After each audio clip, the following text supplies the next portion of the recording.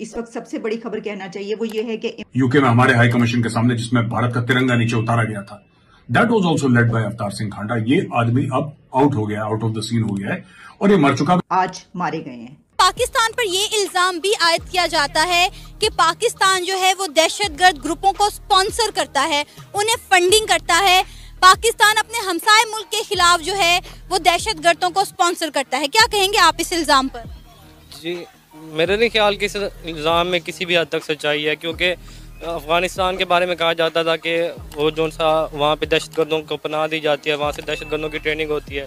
लेकिन पाकिस्तान ने जिस तरह देखा जाए तो वहाँ से अमेरिका को बाहर निकाला, उसके बाद वहाँ से जितना भी नुकसान पहुँचा है अफ़गानिस्तान की वजह से वो पाकिस्तान को पहुँचा है, और जितने भी वहाँ से दहशतगर्दी के बम ब्लास्ट हुए तो पाकिस्तान में हुए। मसला ये सामने आया है कि पाकिस्तानियों की एक बड़ी तादाद जो दुबई में जाते हैं वो वहां से दुबई के बैंकों से कर्जा लेते हैं और फिर कर्जा लेकर पाकिस्तान वापस लौट जाते हैं और वहां पे वो डिफॉल्टर हो जाते हैं। जब तक पाकिस्तान से दहशतगर्दी का खात्मा नहीं हो जाता, इंडिया और पाकिस्तान के दरमियान बातचीत की बहाली नहीं हो सकती। और फिर वहां पे होता क्या है कि पाकिस्तानियों के लिए सख्तियां जो हैं वो बढ़ती जाती हैं। आपको पता है कि इस वक्त पाकिस्तानी को दुबई के अंदर नौकरी ढूंढने में सबसे ज्यादा मुश्किल होती है। एलपीजी कंटेनर्स पाक अफगान बॉर्डर पर फंस गए। एलपीजी कंटेनर 14 रोज बाद भी क्लियर नहीं हो सके, ताहाल अफगान सरजमीन पर मौजूद हैं।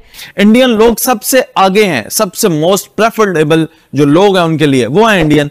वो क्या करते हैं कि एक अपना इंडियन वहां पे जहां पे लग जाता है, फिर 10 साल बाद वहां पे 10-20 इंडियन होते हैं और फिर उन्हीं का कब्जा होता है। कर्जे के लिए इन्हीं की हिदायत पे चलते हैं और बकौल वज़ीर आज़म साहब के नाक से लकीरें निकालते हैं, 1-1 घंटा फ़ोन पर मनाने की कोशिशें करते हैं, अवाम को कर्ज मिलने का यकीन दिलाते हैं और फिर जब नहीं हो पाता है तो फिर इसे आलमी साजिश करार दे देते हैं। लंदन में भारतीय दूतावास पर हमला करने वाला खालिस्तानी अवतार सिंह खंडा मारा गया है। अवतार सिंह खंडा लंदन से बैठकर अमृतपाल सिंह को भागने में मदद किया था। आपको बता दें कि पाकिस्तान भी खालिस्तान को सपोर्ट करता आ रहा है। पाकिस्तान की आज इतनी बुरी हालत चल रहा है कि उसे सारे दुनिया से बदनाम और बेइज्जती मिल रही है। हाल ही में यूएई में बहुत सारे पाकिस्तानियों को अरेस्ट किया गया है। उन्होंने बैंक से लोन लेकर फरार हो गई थी और पैसे नहीं लौटाया था। पाकिस्तान की सांप पालो नीतियां के कारण आज पाकिस्तान को दिवालिया होने की कगार पर ले आई है। दूसरी तरफ पाकिस्तान की सरकार के नए बजट पर अंतर्राष्ट्रीय मुद्रा कोष IMF ने भड़क उठा है। IMF ने पाकिस्तान के साल 2023 से 24 बजटीय फ्रेमवर्क पर गंभीर आपत्ति जताई है। IMF चाहता है कि पाकिस्तान पेट्रोल और डीजल पर और टैक्स बढ़ाए। इस बीच रेटिंग एजेंसी मूडी ने चेतावनी दी है कि पाकिस्तान के वेल आउट पैकेज पाने की उम्मीदें अभी न के बराबर है। मूडी ने कहा है कि अगर $6.7 अरब का बेल आउट पैकेज नहीं मिलता है तो पाकिस्तान डिफॉल्ट हो सकता है, जिससे पाकिस्तान की जनता को बहुत भुगतना पड़ सकता है। अवतार सिंह खांडा खालिस्तान लिबरेशन फोर्स का चीफ, जो कि भारत के हाई कमीशन यूके में उसके सामने प्रोटेस्ट ऑर्गेनाइज करता था, वो इस दुनिया से चल बसा। पिछली बार जो प्रोटेस्ट हुई थी यूके में हमारे हाई कमीशन के सामने जिसमें भारत का तिरंगा नीचे उतारा गया था, that was also led by Avtar Singh खांडा। ये आदमी अब आउट हो गया, आउट ऑफ द सीन हो गया है और ये मर चुका। अब इसके जो फॉलोअर्स हैं वो कह रहे हैं कि नहीं, मेडिकल फ्रेटर्निटी पे ये लोग डॉक्टर्स पे दबाव डाल रहे हैं कि नहीं, आप ये घोषित करिए कि इसको जहर दिया गया है और इंडियन एजेंसीज ने इसको मार दिया है, इंडियंस ने इसको मार दिया है, ताकि हम इसको शहीद घोषित करें और फिर आगे अपना प्रोपेगेंडा करें भारत के खिलाफ। मुझे ऐसा नहीं लगता कि इंडियंस ने इसको मारा है। देखो, जो पैदा होता है उसको मरना है। और उस लिस्ट में उन्होंने जब सख्ती की तो उन्होंने नोटिस ये जारी किया था कि ये लोग यहाँ पे आके भीख मांगते हैं। ये बड़ी ऐसी दिल को तकलीफ देने वाली बात थी जब ये पता चली कि इस वजह से दुबई ने पाकिस्तान के चंद अजला पे वीजा की फराहमी के लिए सख्ती कर दी है। लेकिन अब जो है उससे भी बड़ा और बहुत ही संगीन जो है वो मसला सामने आया है। वो मसला ये सामने आया है कि पाकिस्तानियों की एक बड़ी तादाद जो दुबई में जाते हैं वो वहां से दुबई के बैंकों से कर्जा लेते हैं और फिर कर्जा लेकर पाकिस्तान वापस लौट जाते हैं और वहां पे वो डिफॉल्टर हो जाते हैं और उनके लिए सारी जिंदगी के लिए यूएई में फिर पाबंदी लग जाती है। यानी वो फिर दुबई भी नहीं जा सकते, कतर नहीं जा सकते, लेकिन उन्हें क्या फर्क पड़ता है, वो तो पाकिस्तान आ जाते हैं और पैसे 50 से 60 लाख रुपए, ये वो अमाउंट है जो ये कर्ज अप्लाई करते हैं, कर्ज लेते हैं बैंकों से और कर्ज लेने के बाद पाकिस्तान वापस भाग जाते हैं और इस तरह से नाम बदनाम होता है पाकिस्तान का। अब यहाँ पे देखना यह है कि ना सिर्फ ये 50 से 60 लाख रुपए की रकम है, बल्कि जो पुराने मुकीम है दुबई में, अगर वो अप्लाई करते हैं तो 1 से 1.5 करोड़ रुपया ले लेते हैं, और फिर इतनी रकम लेकर वो वहां से दुबई से फरार इख्तियार कर लेते हैं, पाकिस्तान वापस आ जाते हैं। और फिर वहां पे होता क्या है कि पाकिस्तानियों के लिए सख्तियां जो हैं वो बढ़ती जाती हैं। आपको पता है कि इस वक्त पाकिस्तानी को दुबई के अंदर नौकरी ढूंढने में सबसे ज्यादा मुश्किल होती है।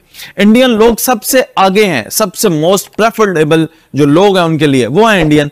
वो क्या करते हैं कि एक अपना इंडियन वहां पे जहां पे लग जाता है, फिर 10 साल बाद वहां पे 10-20 इंडियन होते हैं, और फिर उन्हीं का कब्जा होता है उस इलाके पे, उस शॉप पे, उस बकाले पे, उसको जो भी आप कहें, सुपरमार्केट हो, जो भी हो, वहां पे वो आके पूरी की पूरी अपनी काबीना बुला लेते हैं, और फिर वहां पे वो धोखा फ्रॉड नहीं करते।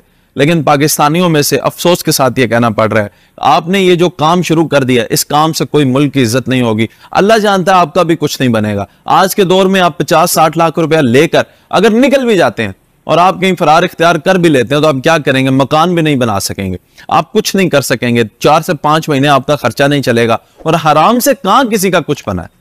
जब आप हराम लेते हैं और फिर उसके बाद आपके मुल्क का जो नाम बदनाम होगा, और आप तो वापस आ गए, जो पीछे लोग जो जामिन होंगे आपके, और जो लोग आपके साथ रहते होंगे, जब वो ट्रेस करेंगे उन लोगों पे जो सख्तियां आएंगी, उनका जिम्मेदार कौन है? अल्लाह का डर बाकी रह गया है या नहीं रह गया? आप ये बताएं कि अल्लाह ताला से आपको डर लगता है या नहीं लगता? कोई ऐसी जात पे आपको यकीन है जो मुनसफ है, जो आपको पकड़ सकती है? या आप लोग इतने जालिम हो गए हैं कि अब आप अपने रिस्क के तो दुश्मन हैं ही, अब आप दूसरों के रिस्क के भी कर्जे के लिए इन्हीं की हिदायत पे चलते हैं और बकौल वज़ीर आज़म साहब के नाक से लकीरें निकालते हैं, 1-1 घंटा फ़ोन पर मनाने की कोशिशें करते हैं, अवाम को कर्ज मिलने का यकीन दिलाते हैं, और फिर जब नहीं हो पाता है तो फिर इसे आलमी साजिश करार दे देते हैं। कुछ समझ नहीं आ रही है, क्या कहेंगे? ज़रा समझा दीजिएगा आसान अल्फाज में नाज़रीन को। बिस्मिल्लाहिर्रहमानिर्रहीम। डॉक्टर फिजा, ये कोई शक नहीं इस वक्त के, देखें ना, हमारी मुईशत तो एक बड़े कुरान से गुजर गई है। इसहाक डार साहब की बातें आज भी आपने सुन ली कि काफ़ी अरसे से वो कह रहे हैं कि स्टाफ लेवल एग्रीमेंट होने वाला है। हम उनको एक साल जब से वो आए हैं, पिछले 8-10 महीने से, हम उनको स्टैंडिंग कमेटी फाइनेंस में हर बार रिक्वेस्ट करते हैं, आए हमें बताएं, को एक्सप्लेन करें कि IMF के साथ क्या हो रहा है और बाकी महंगाई के बारे में क्या हो रहा है। तो वो इत्तफाक है कि वो बिजी बहुत होंगे, हमारे यहाँ वो आ नहीं सके, और हमारे तमाम मेंबर इस बात को महसूस करते हैं कि वो अगर आएँ तो हमें ब्रीफ करें, क्योंकि हम तो एजेंडे में हर बार रखते हैं कि IMF के साथ क्या डेवलपमेंट है। डॉक्टर आयशा गौस आती हैं, वो हमें कुछ अपने तौर पे बताती हैं, लेकिन कोई तफसील नहीं, ना ही स्टैंडिंग कमेटी फाइनेंस में, ना ही नेशनल असम्बली में कोई तफसील बताई जाती है। तो इस तरह मुल्क जो है ना, देखिए, मुझे पता है मियाँ शहबाज शरीफ साहब बहुत मेहनत कर रहे हैं, खुद उन्होंने 1 घंटा IMF की मैनेजिंग डायरेक्टर से टेलीफोन पे बात की, और अपनी तरफ से भरपूर उन्होंने लॉबी भी की और कोशिश की कि पाकिस्तान के जो ये मुश्किलात हैं वो दूर हो जाए।